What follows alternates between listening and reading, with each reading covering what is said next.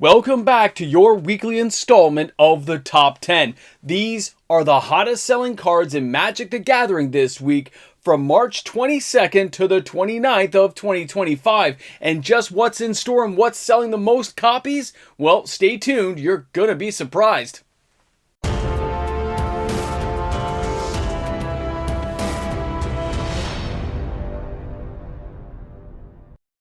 The singles market is hot, and now we get to talk about it. Welcome back, guys. MTG Moxman here. Thanks again for another weekly installment of the Top 10. I hope you have a good time while you're here today. And of course, if you're buying any of the cards you see in today's video, don't forget, it helps the channel if you use my TCG Player affiliate link every time you're purchasing.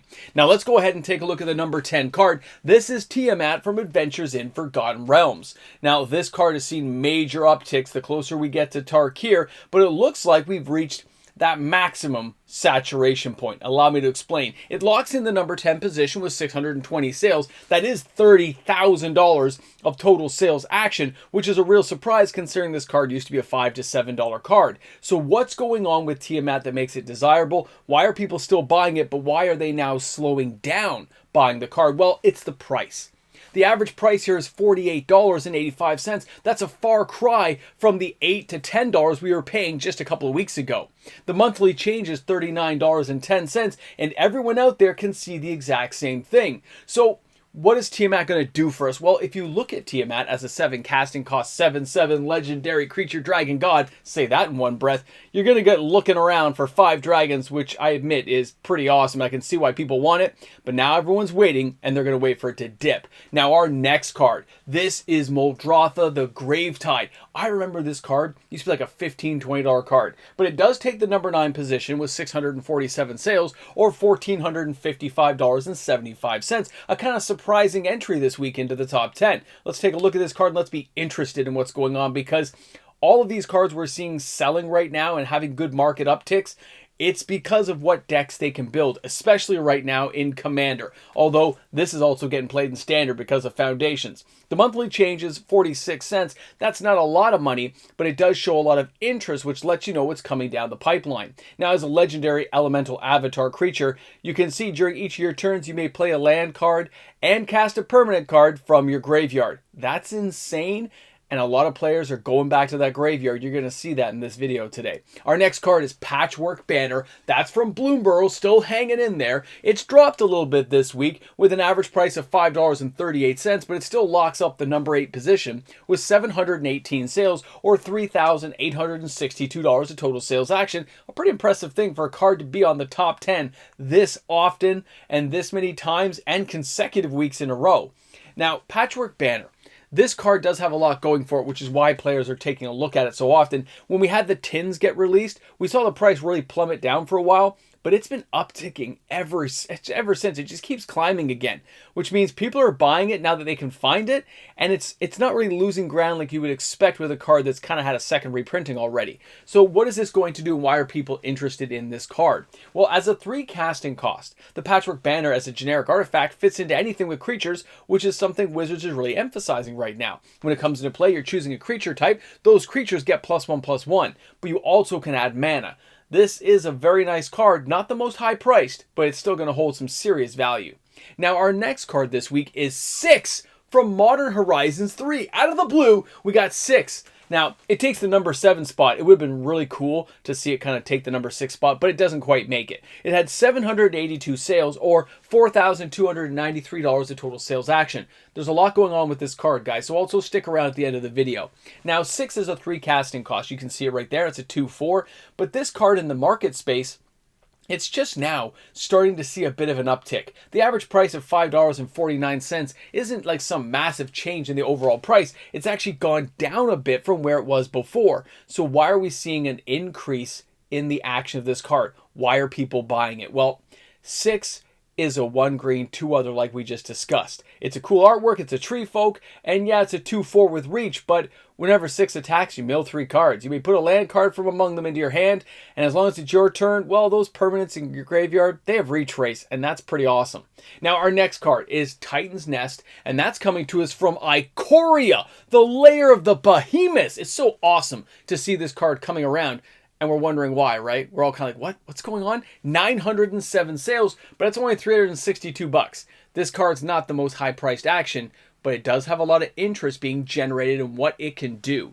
Now, let's not forget that this card is 40 cents. This is not a big ticket item, but if somebody happened to buy it for 5 cents, I guess they're making a killing, assuming they can move that many copies. But even at 900 copies, we're not talking serious movement. But what is going on with the card?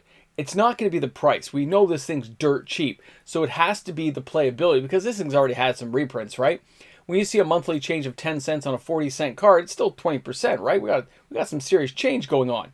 Now, this card, of course, is a 4 casting cost. 1 blue, 1 green, 1 black, 1 other.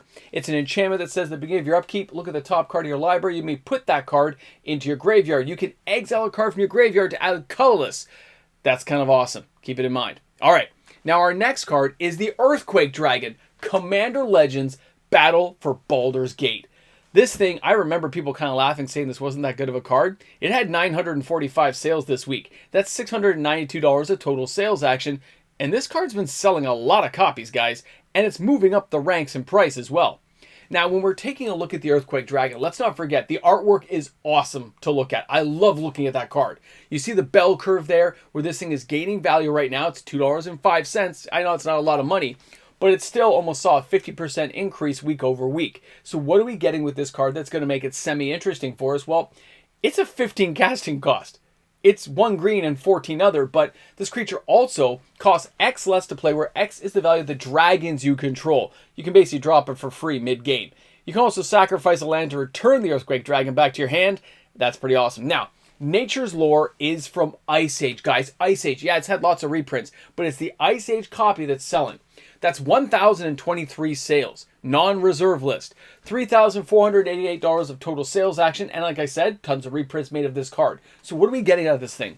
Why are people interested? What's going on? Well, there is always a group of players who love the iconic old school artwork, okay? And this definitely has it going for it, and we used this card a lot back in the day.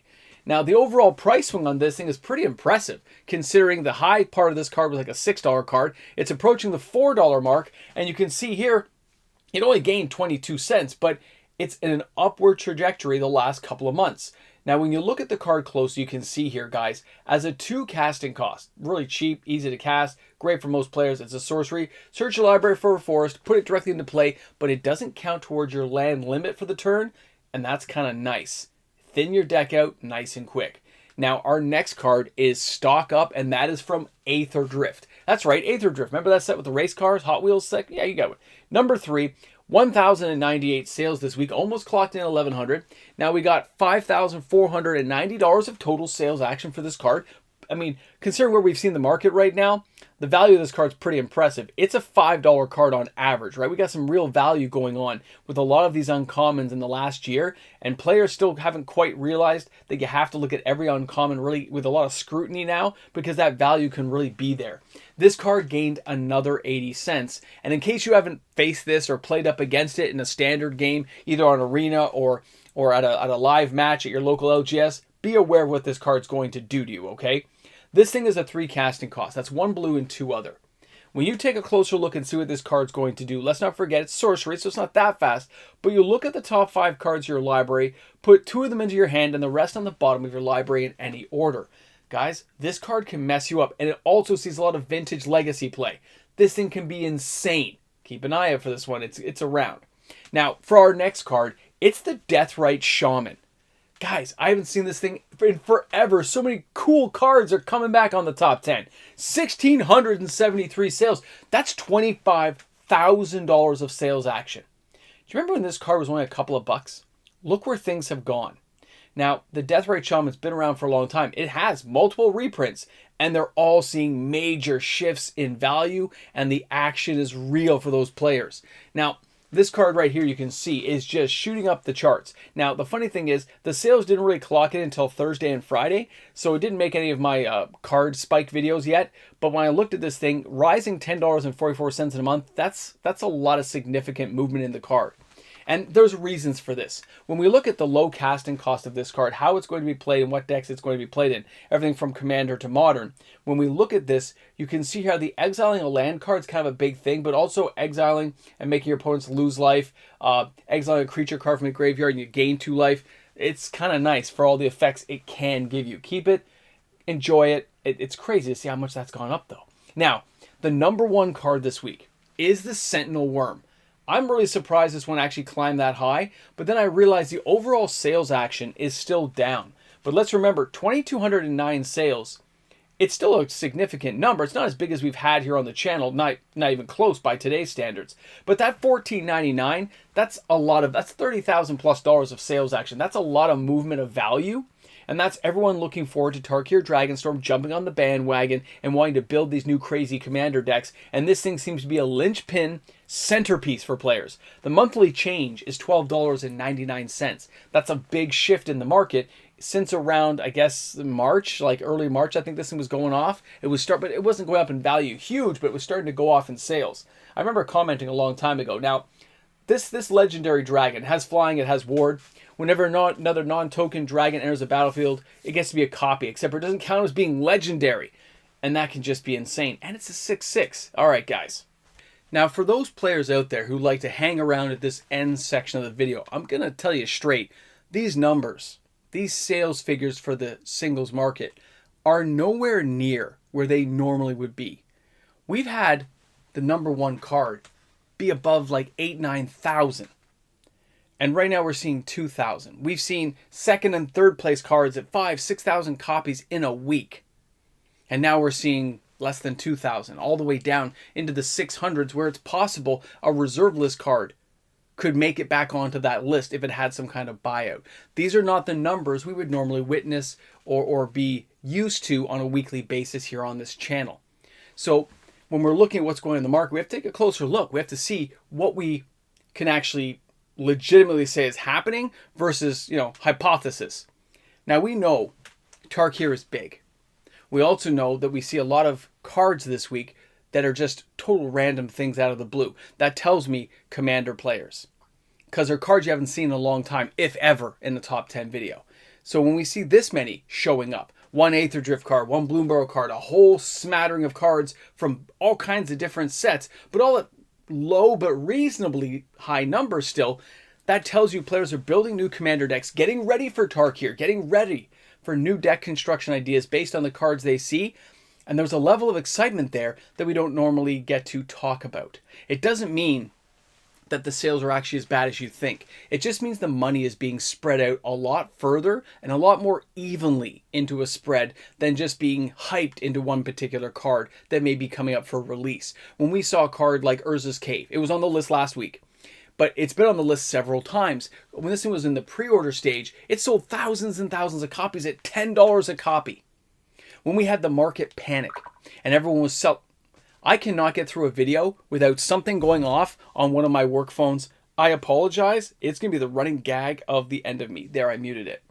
But when we saw cards like Mana Crypt and it got banned and everyone surged onto the market to sell their stuff, we saw $500,000 of movement in a single week. A single week. But now it moves like 5 copies, 6 copies every few days. It's not going to make the market move. We're not going to talk about it. It's a footnote right now, unless it gets unbanned, unless something jars the market to bring it back to life. But these decks, these are organic. These are natural, and that tells me that people are aware of what they want. They are buying the cards they need to complete a deck or get some ideas together for a deck or a future idea, and I like that. I like that kind of movement. It doesn't seem so knee-jerk reactionary in a FOMO event as it does natural playability growth. It's often what we see in the reserve list on a given week that's normal without buyouts. We can see that these are just the cards that people want to buy right now. They're the cards that are interesting for them. And that's nice to see. Now, on a side note, some cards that didn't make the list that were still kind of high was the Monument of Endurance. 400 and something copies. It didn't make the list, okay?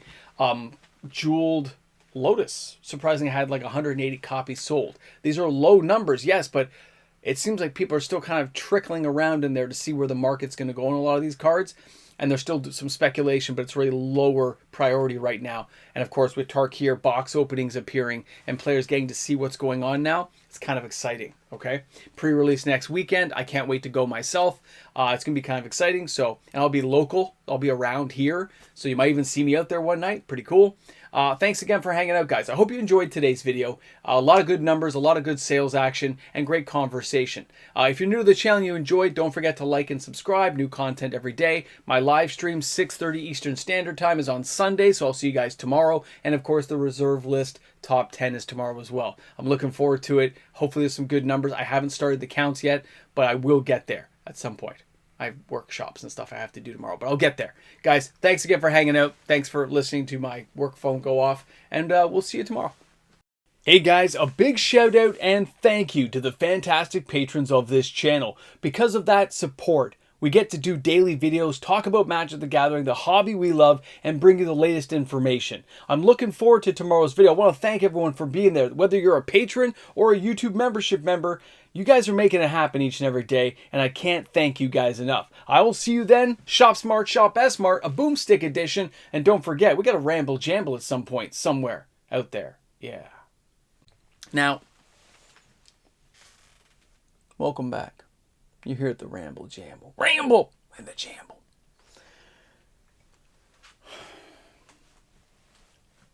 The sales numbers.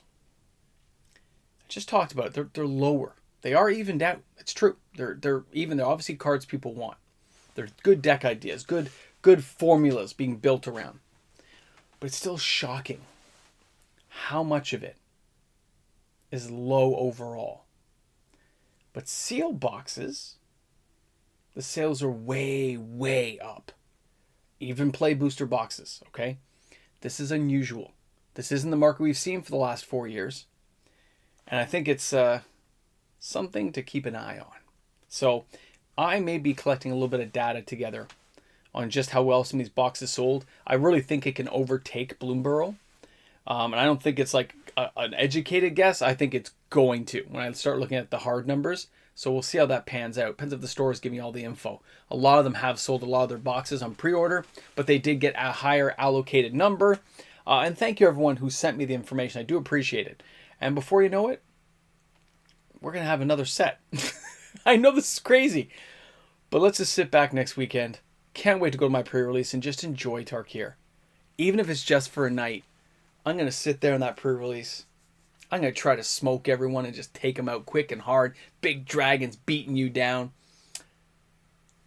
And just kind of relive, you know, way back in 2014. It would be awesome. Guys, thanks again. Dragons.